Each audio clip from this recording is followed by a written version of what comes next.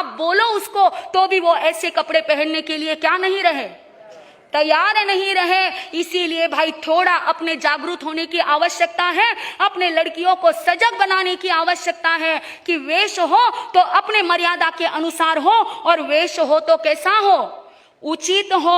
अरे भाई जब हम गोचरी के लिए घर पर जाते हैं और लड़कियों के कई बार हमारे सामने बहराने के लिए आती हैं, रूम से उनको बुलाया जाता है आवाज दे देते कर, तो ऐसे कपड़े पहनकर आती हैं। सच कहना उनके हाथ से बेरने की तो दूर, उनके पास में देखने की तक क्या नहीं होती, इच्छा नहीं होती।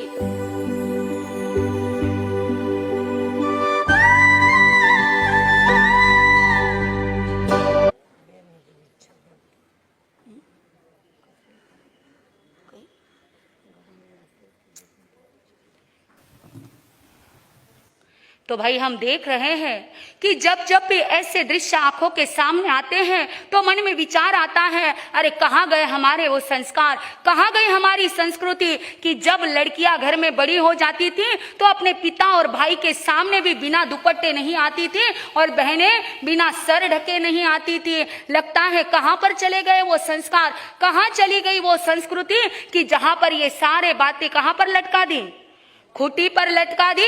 जब ये संस्कार थे तब हमारे समाज में, हमारे देश में ऐसी ऐसी लड़कियां पैदा होती थी, चंदन बाला के जैसी, मीरा के जैसी, सीता के जैसे, जिनसे इतिहास बनता था और माताएं भी चाहती थी कि मेरी बेटी भी कैसी बने, ऐसे शूरवीर, ऐसे चंदन बाला, मीरा, सती इनके जैसी बने।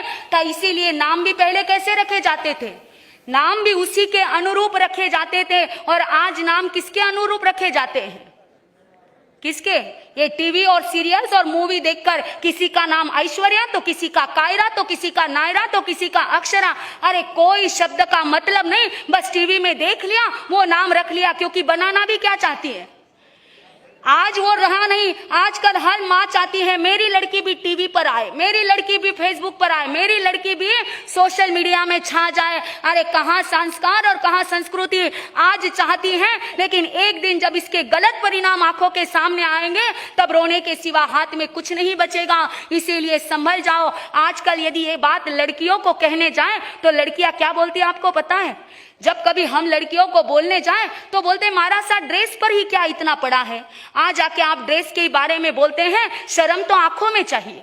क्या कहती है लड़कियां, शर्म तो आंखों में चाहिए, ड्रेस में क्या धरा है। अरे भाई पर शर्म आपकी आंखों में है, क्या आपके देखने वालों के सबके आंखों में वो लज्जा, वो शर्म है? इसकी गारंटी दे सकते हैं कि जो आपको देखते हैं क्या वो सही बहुत अच्छे हैं सभी लोग? और एक बात याद रखना, सच में जिसकी आंखों में शर्म और लज्जा होती है वो आंखों में नहीं दिखती, वो व्यवहार में नजर आती है। और जो जिसके आंखों में शर्म है, लज्जा है, हया है, वो चाहकर भी ऐसे गलत कपड़े पहन ही नहीं सकता। इसीलिए ये दुहाई मत दो कि ड्रेस पर क्या पड़ी है। भाई ये ड्रेस का प्रभाव लोगों पर बहुत पड़ता है। अरे एक माँ रोज अपने बच्चे को ऑटो के लिए छोड़ने के लिए जाती थी, स्कूल में ऑटो आता था, बिल्डिंग से उतरकर बाहर तक आना पड़ता था उसे छोड़